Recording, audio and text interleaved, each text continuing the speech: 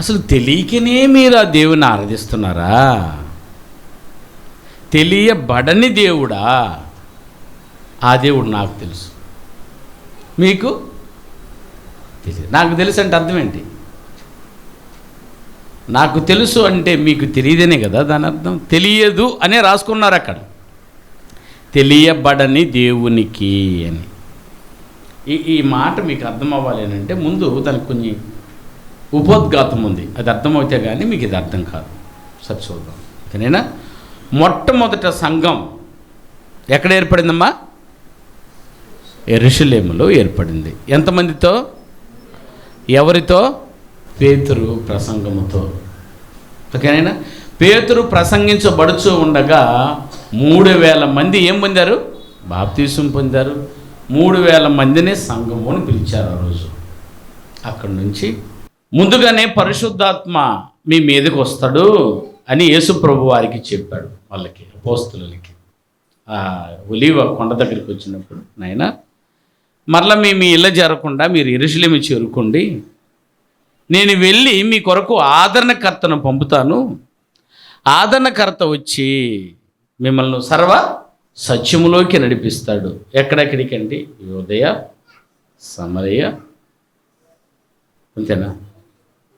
యూదయ, సమరయ దేశములన్నంతటను బూదిగంతముల వరకు మీరు నాకు సాక్షులయ్యుందురు. గనుక మీరు యెరూషలేమును విడిచిపెట్టి వెళ్లకుండా ఉండండి అని చెప్పిన ప్రకారం వాళ్ళు వచ్చారు. అదేవిధంగా యెరూషలేములో వారు మేడగది మీద ఉన్నప్పుడు 10వ రోజు పరిశుద్ధాత్ముడు పరలోకం నుండి వచ్చాడు. వారి మీద వ్రాలి దిగగా వారు వాక్శక్తిని ఇచ్చిన కొలది వారు మాట్లాడి దేవుని వాక్యాన్ని చెప్పారు. దేవుని వాక్యాన్ని విన్న వేలాది మంది విభ్రాంతి నొందారు. ఇది ఏమవునో అని ఎటుతోచక వారు ఆలోచిస్తున్నారు. వీరికి ఎక్కడిది ఇంతటి పాండిత్యం? అన్ని భాషల్లో సహితము దేవుని యొక్క మహాజ్ఞానాన్ని చెప్తున్నారని వారు అన్నప్పుడు వీరు తాగేసి వాగుతున్నారని కొంతమంది మాట్లాడారు. అందులో 11 నుంచి లేచినటువంటి పేతురు లేచి, అయ్యా మేము తాగేసి వాగలేదు, ఏవేలు ప్రవచనం ద్వారా ప్రవచింపబడిన ప్రవచనం ప్రకారం పరిశుద్ధాత్మను పొందుకున్న వారమై ఈ మహాజ్ఞానాన్ని చెప్తున్నాము అని మొదటి ప్రసంగాన్ని ప్రారంభించాడు. ఆ మొదటి ప్రసంగంలోనే ఒక్కసారిగా 3000 మంది బాప్తీసం పొందారు. ఆ బాప్తీసం పొందిన వారందరూ సంఘములో హ్యాపీగా ఉన్నారు. కానీ దేవుడు కోరుకున్నట్టు యూదయ, సమరయ దేశములందంతటను భూదిగంతం వరకు ఎక్కడ సువార్త పోతుంది? వారి వరకే ఉంది. వెంటనే గొప్ప హింసను కలగజేసి సంఘాన్ని చెదరగొట్టాడు. ఆనాడు యెరూషలేములోని సంఘమునకు గొప్ప హింస కలిగినందున అపోస్తులు తప్ప అందరూ యూదయ, చెప్పబడిన ప్రకారము యూదయ, సమరయ దేశములందంతటా చెదిరిపోయిన వారు సువార్త వాక్యమును ప్రకటించారు. అంటే ఇప్పుడు చెదిరింది ఎందుకు? చెదిరి ఇంట్లో గమ్మునున్న వ్యర్థమే. చెదిరి వెళ్ళి ఏం చేశారు? ఆయన సువార్తను ప్రకటించాడు. బాగానండి. ఆయన సువార్తను ప్రకటించబడుతున్నప్పుడు అప్పుడు అంత్యోకయ అనే ఓడరేవు కలిగినటువంటి పట్టణం దేవుని యొక్క మహాజ్ఞానాన్ని విని పెద్ద పట్టణముగా ఉన్నటువంటి ఆ పట్టణంలో పెద్ద సంఘం ఏర్పడింది. యెరూషలేమంత సంఘం, దాదాపు వేలాది మంది వచ్చింబడి ఉంటారు పట్టణంలో. అక్కడ పెద్దలు ఉన్నారు, బోధకులు ఉన్నారు, స్వార్థికులు ఉన్నారు. అంత బలపడ్డ సంఘం యెరూషలేము తర్వాత అంత్యోకయ సంఘమే. అంత్యోకయ అంటే 2 అంత్యోకయలు ఉన్నాయమ్మా. ఒకటి పిసిదియలో ఒక అంత్యోకం ఉంది, సెలూకైలో ఒక అంత్యోకం ఉంది యెరూషలేము దగ్గర. ఆ యెరూషలేము దగ్గరలో ఉన్న ఈ అంత్యోకయలోనే సంఘం బలపడింది. ఆ సంఘానికి బోధకుడు ఎవరు అని అంటే బర్నబా. తన ఆస్తినంతా అమ్మి, తన ఇల్లునంతా అమ్మి బోధకుని అర్హతను సంపాదించుకొని అదిగో గొప్ప సేవ చేస్తున్నాడు అంత్యోకయలో. అప్పుడప్పుడే దమస్కు మార్గములో వెళ్ళి రక్షింపబడినటువంటి పౌలు, సౌలుగా ఉన్న పౌలు మారాడని తెలిసి తన సొంత ఊరైన తార్సుకు వెళ్ళి ఉన్నప్పుడు బర్నబా అంత్యోకయల నుండి బయలుదేరి వెళ్ళి పౌలును, అంటే సౌలు అనే పౌలును కలుసుకొని, నువ్వు తిరిగి జన్మించావు, ఆ రోజు క్రైస్తవులు ఎంతోమందిని ఇబ్బంది పెట్టావు, ఇదిగో ఇప్పుడు తిరిగి జన్మించావు, నువ్వు వచ్చి కలిసి మాతో పనిచేయ అని అంత్యోకయ సంఘానికి తీసుకొచ్చి కొన్ని సంవత్సరాలు పనిచేశారు. పని చేసిన పిదప సంఘమంతా ఏకమై ఐక్యతతో ఉపవాసం ఉండి ప్రార్థిస్తూ ఉన్నప్పుడు పరిశుద్ధాత్ముడు నిశ్చయించుకున్న పని నిమిత్తము పౌలును బర్నబాను ప్రత్యేకపరిచి నా పని కొరకు సాగనంపండని 3 సువార్త దండయాత్రలుగా 3 ప్రయాణాలుగా 4 ప్రయాణాలుగా అంత్యోకయ సంఘము సమకూర్చింది. ప్రియులారా, వారు సమకూర్చినటువంటి ఆ ధన బల సమయమే భిక్షంగా పరేసినటువంటి ఈరోజు మన రక్షణకు సంబంధించిన వాక్యం. వారు కష్టపడి తమ కడుపు మార్చుకొని ఉపవాసం ఉండి మూటగట్టి పౌలు బర్నబ చేత మొదటి ప్రయాణం పంపిస్తే సెలూకైలో వచ్చి ఓడ ఎక్కి కుప్రాలో దిగి కుప్రా నుంచి పెర్గోలోకి వెళ్ళి పెర్గో నుంచి అంత్యోకయలో దిగి అంత్యోకయలో సంఘం ప్రారంభించారు. గొప్ప పట్టణం అది. మొదటి సంఘం ప్రారంభమైంది. అందులో పెద్దలు ఏర్పడగలిగేంత అంతియోకియ, ఈకోనియ, లుస్త్ర, దెర్బే అనే 4 మహానగరాలలో పెద్ద పెద్ద సంఘాలు ప్రారంభించి పెద్దలు సహా ఏర్పాటు చేసి ఆ ప్రయాణంలో జరిగిన ఆ అపూర్వమైనటువంటి దేవుని పరిచర్యను తిరిగి ప్రారంభమై వెళ్ళినటువంటి అంత్యోకయ సంఘానికి వచ్చి రిపోర్ట్ ఇచ్చారు. వాళ్ళు కలిసి సంవత్సర కాలమంతు బ్రతుకుతూ ఉన్నప్పుడు అక్కడ ఏర్పడిన సందర్భాన్ని అనుసరించి యెరూషలేములో ఉన్నవారు గమనించి వారి దేవునియందు స్థిరపరిచి బలపరచడానికి మళ్ళా 2వ ప్రయాణాన్ని సమకూర్చి పంపించడం జరుగుతుంది. 2వ ప్రయాణంలో పౌలు బర్నబా బయలుదేరి వెళ్ళాలనుకున్నప్పుడు బర్నబా ఒక కోరికను కోరాడు పౌలు గారిని, మార్కు అనే యోహానుని వెంట పెట్టుకుని పోదామయ్యా అని. వద్దయ్యా, వాడు మొదటి ప్రయాణంలోనే దేవుని పని సగానికి ఆపేసి వచ్చేసిన వాడు, వాడిని తీసుకుపోతే దేవుని పని పాడైపోతుందని వాడిని వద్దన్నాడు. అది వివాదం వచ్చింది వారి మధ్య. వేరే పెద్ద కారణాలు తెలియవు.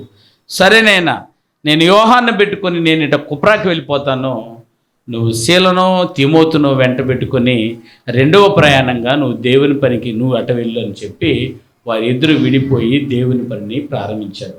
2వ ప్రయాణంలో అదే ఓడ ఎక్కి గలతీయ ప్రాంతం అనే ఆసియా ప్రాంతానికి వెళ్ళి వాక్యాన్ని చెప్పబడుతూ ఉన్నప్పుడు ఆసియాలో ఆల్రెడీ వాక్యం అందుకుందనైనా మీరు వెళ్ళవలసింది మాసిదోనియా ప్రాంతానికని త్రోయాలో వారు ఉన్నప్పుడు దర్శనం ద్వారా పౌలుకి ఓ సోదరుడు వచ్చి తెలిపినప్పుడు అతడు త్రోయాల నుంచి మాసిదోనియా ప్రాంతంలో క్యాపిటల్ సిటీ అయినటువంటి ఫిలిప్పి పట్టణానికి వెళ్ళారు.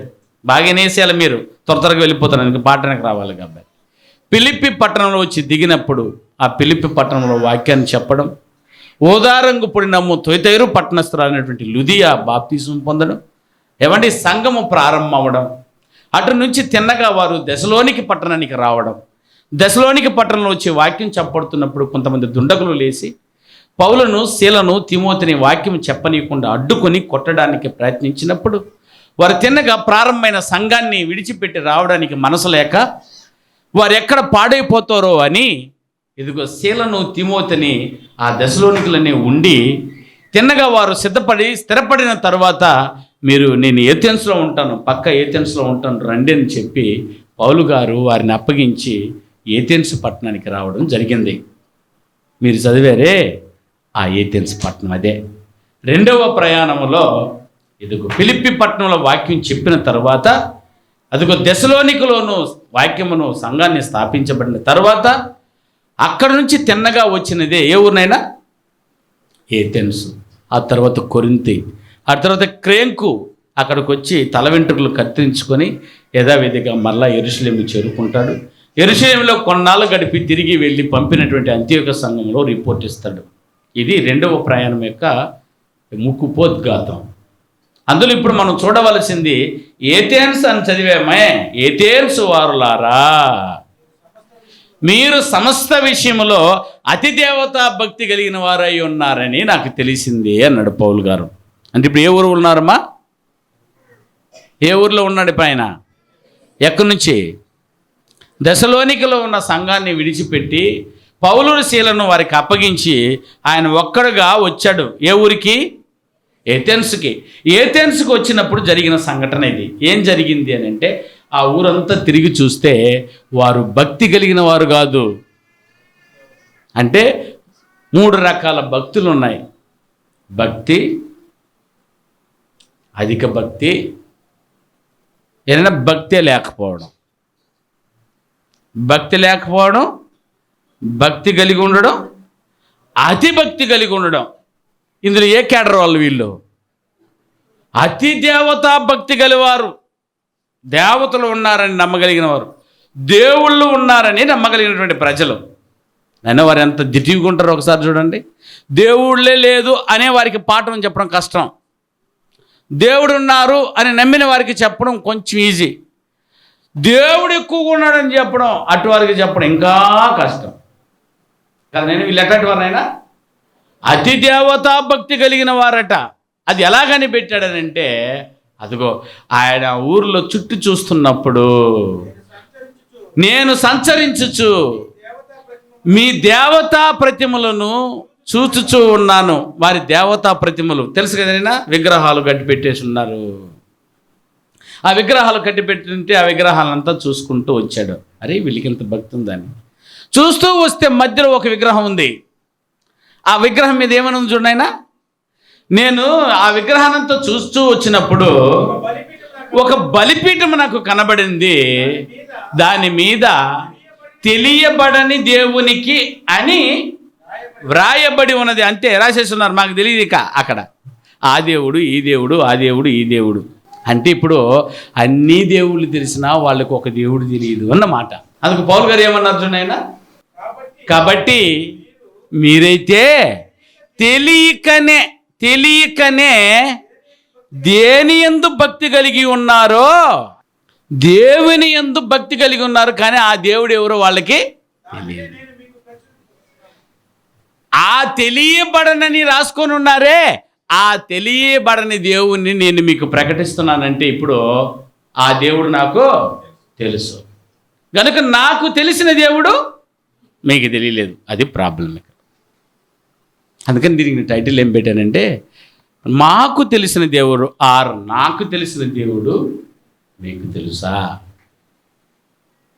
దశలోనికలో ఉన్న పట్టణస్థులను దేవుడు అడుగుతున్నాడు పౌలు ద్వారా. పౌలుకు తెలిసిన దేవుడు మీకు తెలుసా? మోసస్కు తెలిసిన దేవుడు మీకు తెలుసా? ఇప్పుడు మీ పేర్లు పెట్టుకోండి. మీకు తెలిసిన దేవుడు ఈ ముత్యాల పాలానికి తెలుసా? మీకు తెలిసిన దేవుడు ఈ పట్టణానికి తెలుసా?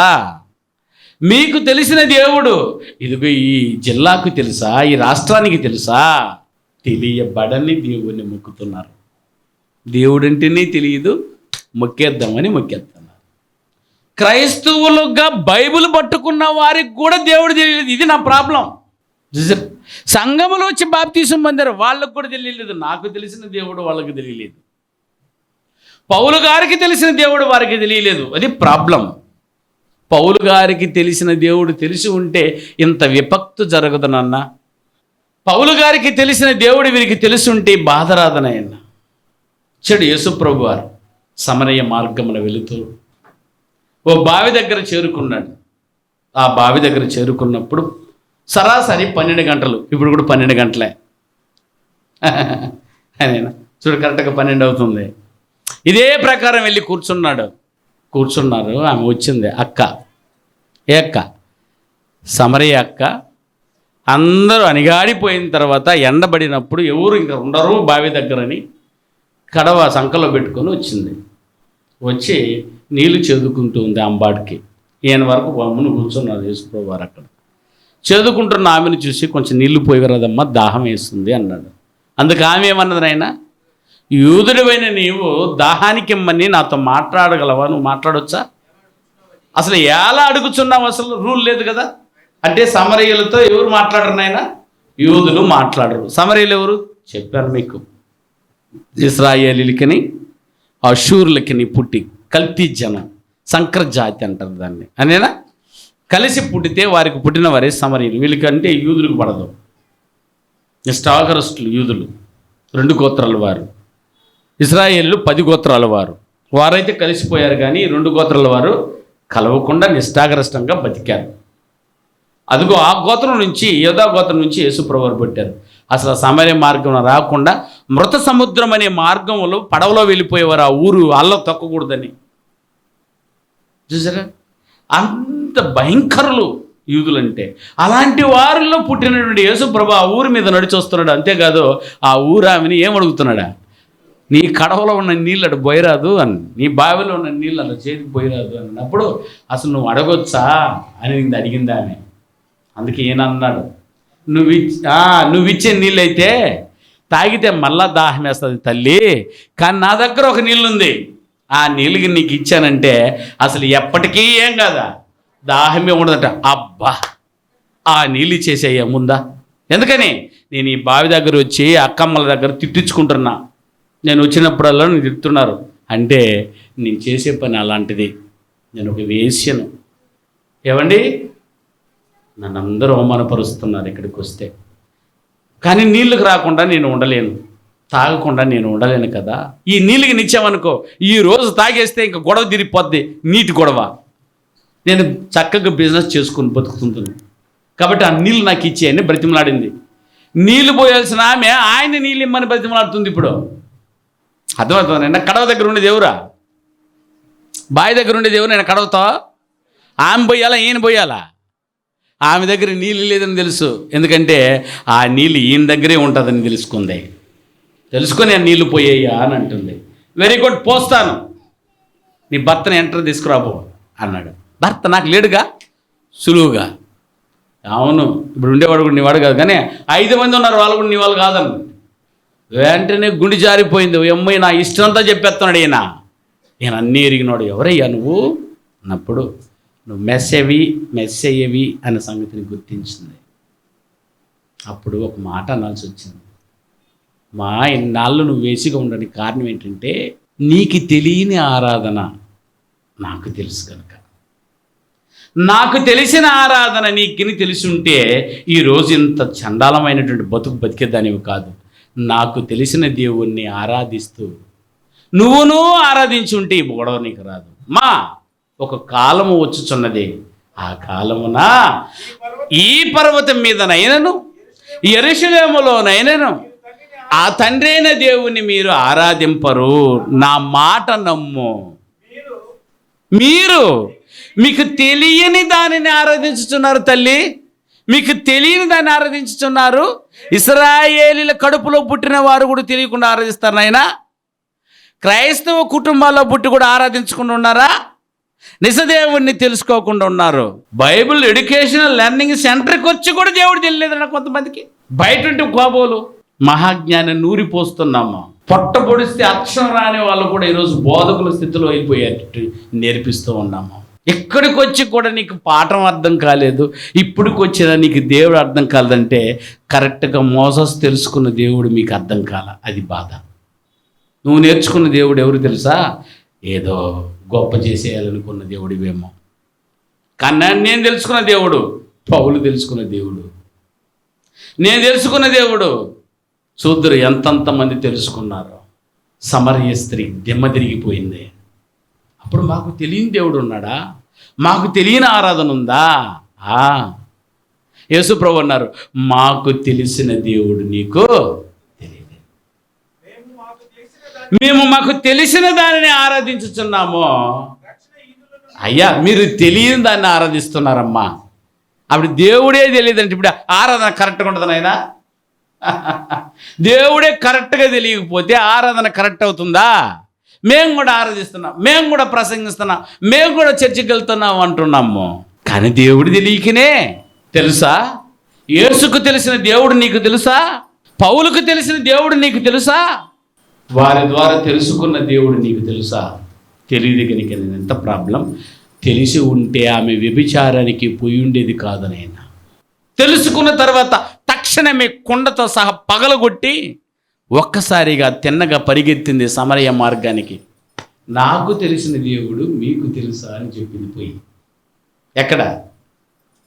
సమరయ పట్టణంలో. ఏంటంటే ఏసియా నువ్వేందో చెప్తున్నావు, వేడొచ్చే అన్నారు.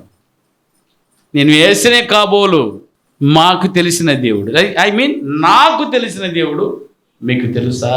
ఎవరో తెలుసా? మెస్సియా అనింది. మెస్సియానా? ఏడున్నాడా అంటున్నారు వాళ్ళు. రా నేను చూపిస్తా అని ఊరు ప్రజల్నే మార్చింది ప్రియమైన వాళ్ళారా. ఒక్కసారిగా యేసుకు తెలిసిన దేవుని తెలుసుకున్న సమరయ స్త్రీయే ఇదిగో ఓ పట్టణాన్ని మార్చేసింది. ఒక వేశ్య తర్వాత వేశ్య పనికి పోయిందంటారు నాయనామే. లేదు, నాకు తెలిసిన దేవుడు, యేసుకు తెలిసిన దేవుడు, పౌలుకు తెలిసిన దేవుడు ఆమెకు లేటుగా తెలిసింది కాబట్టి అంతవరకు ఆమె వేసిగా బతికింది. ఎప్పుడైతే తెలిసిందో మారిపోయింది. సో నాకు తెలిసిన దేవుడు మీకు తెలిసిపోతే మీరు మారిపోతారు నాయన. నువ్వు దుర్మార్గుడివైనా మారిపోతావు, దొంగవైనా మారిపోతావు, నరహంతకుడివైనా మారిపోతావు, బింకం కలిగిన వాడివైనా మారిపోతావు. నువ్వెవరవో, నువ్వు ఎలా ఉన్నావో, నీ క్యారెక్టర్ ఎలాగైనా ఉండని, అలా ఉండడానికి గల కారణం మాకు తెలిసిన దేవుడు మీకు తెలియకపోవడం. అందుకే మీ ఇళ్ళలో తిరిగానైనా వేరే ఆశించి కాదు. పౌలు ఇళ్ళల్లో తిరిగింది దేనికని? ఏమైనా ఆశించి తిరిగాడా? యేసుక్రీస్తు వారు ఇళ్ళల్లో తిరిగాడు, బావుల దగ్గర తిరిగాడు. ఏంటండి బావుల దగ్గర వెళ్ళి తిరిగాడు ఎందుకు? నాకు తెలిసిన దేవుడు మీకు తెలియాలి. అందుకు తెలిస్తే ఇలాంటి దుస్థితులు మీరు తగులుకోరు, ఇలా పాపాల్లో మీరు ఇరుక్కుపోరు, ఇలా నరహంతకులుగా మీరు మిగిలిపోరు. నాకు తెలిసిన దేవుణ్ణి ఒక్కసారిగా ఆ సమరయ స్త్రీకి యేసు ప్రభువారు చూపింగానే అదిగో పట్టణమే మారిపోయింది ప్రియమైన వాళ్ళ. అందుకే గలతీ సంఘానికి లెటర్ రాశాను పౌలు గారు. గలతీలకు రాసిన పత్రిక 4వ అధ్యాయం 8 నుంచి 9 వచనాల వరకు చదువునా. గలతీలకు రాసిన పత్రిక 4వ అధ్యాయము 8, 9 వచనాలు. మీరు దేవుణ్ణి ఎరగని వారై, మీరు దేవుణ్ణి ఎరగని వారై ఆ కాలం మందైతే, ఏ కాలమందా? బాప్తీసం పొందని కాలమందు. ఓకేనా? ఆ కాలమందైతే పౌలు గారు అంటున్నారు గలతీ సంఘస్థులకి, ఆ కాలమందైతే మీరు దేవుని ఎరగని వారై నిజమునకు దేవుళ్ళు కాని వారికి దాసులయ్యుంటిరి కానీ దేవుళ్ళు కాని వారికా? ఆ కాలమందు ఏ దేవుని ముఖ్యమో తెలియదు, కానీ బాప్తీసం తీసుకున్న తర్వాత అని అర్థమైందైనా. బాప్తీసం పొందిన తర్వాత ఏ దేవుడు నిజముగా దేవుళ్ళు కాని వాళ్ళకి దాసులయ్యుంటిరి గాని ఇప్పుడు మీరు దేవుని ఎరిగిన వారు గనుక మరి విశేషముగా దేవుని చేత ఎరగబడిన వారై ఉన్నారు. దేవుని చేత ఎరగబడిన వారమనైనా, దేవుని ఎరగడం కాదు, దేవుని చేత ఎరగబడిన వారం. అదంతే. యేసుకు తెలిసిన దేవుడు మీరు తెలుసుకుంటే దేవుని చేత ఎరగబడిన అవుతారు, కానీ మీరు దేవుని ఎరగడం గొప్ప కాదు. ఇక్కడ నేను సీఎంకి నేను తెలుసా, లేదా సీఎం నాకు తెలుసా? సీఎం నాకు తెలుసు, సీఎం నాకు తెలుసు అంటే ఎందరికి తెలుసు? అందరికీ తెలుసా? ఇక్కడ ఉండేవాళ్ళకే. చంద్రబాబు నాయుడు గారిని అందరికీ తెలుసు, కానీ చంద్రబాబు నాయుడికి నేను తెలుసా? ఏమో తెలియదు కదా. అలాగే దేవుడు నాకు తెలుసు, కానీ దేవునికి నేను తెలుసా అంటే ఇప్పుడు తెలుసు, నేను అప్పుడు తెలియదు. ఇప్పుడు ఆయన చేత విశేషముగా ఎరగబడిన వాడును. విశేషముగా ఎలా ఎరగబడిన వాడునో నేను వెళ్ళి చెప్పొచ్చిన ఆయన మాటలను బట్టి ఆ ప్రాంతంలో ఏమైపోతున్నారో ఒకసారి అది చూస్తే తెలుస్తుంది. చూస్తా విశేషముగా ఈయన దేవుణ్ణి ఎరిగిన వాడు, దేవుడు ఇతన్ని ఎరిగిన వాడని చూపించు. ప్రతి స్థలమందును విజయోత్సవం ఇస్తున్నాడు ప్రియమైన వాళ్ళను. అదంటే ఎరగబడిన వారం. ఒకప్పుడు తెలియదు, ఎదుగో తెలుసుకున్న తర్వాత చెప్తున్నా. గలతీ ప్రాంతానికి చెప్తున్నాడు పౌలు గారు, అక్క ఏమని? మాకు తెలిసిన దేవుడు నీకు తెలిస్తే. సున్నతిని పట్టుకుని ఏలాడతారా మీరు? చెప్పు వచ్చిన తర్వాత కూడా మీరు వినలేదు పాఠం. అందుకే ఈ పత్రికను రాయాల్సి వచ్చింది. చూడండి, ఇంకొక సందర్భాన్ని చూడండి. ఎట్లా విధంగా యోహాను రాసిన సువార్త 17వ అధ్యాయం 25 వచనం చదువునన్నా. యోహాను సువార్త 17వ అధ్యాయం 25వ వచనం. నీతి స్వరూపుడకు తండ్రి లోకము నిన్ను ఎరగలేదు, నేను నిన్ను ఎరుగుదును, నిన్నెరుగుదును, నీవు నన్ను పంపితివని నీవు నన్ను పంపితివని వీరెరిగి ఉన్నారు. వీరందరూ ఎరిగి ఉన్నారు. చిన్నవారైతే ఎరగలేదు, ఇప్పుడు ఎరిగి ఉన్నారు. యేసును ఎరిగారా, ఆ దేవుణ్ణి ఎరిగినట్టే. సో యేసుకు తెలిసిన దేవుడు నీకు తెలుసా? పౌలు గారికి తెలిసిన దేవుడు నీకు తెలుసా? తెలిసి ఉంటే ఇదిగోనండి, అపూర్వంగా దేవుని చేత ఎరగబడిన వారమవుతాము.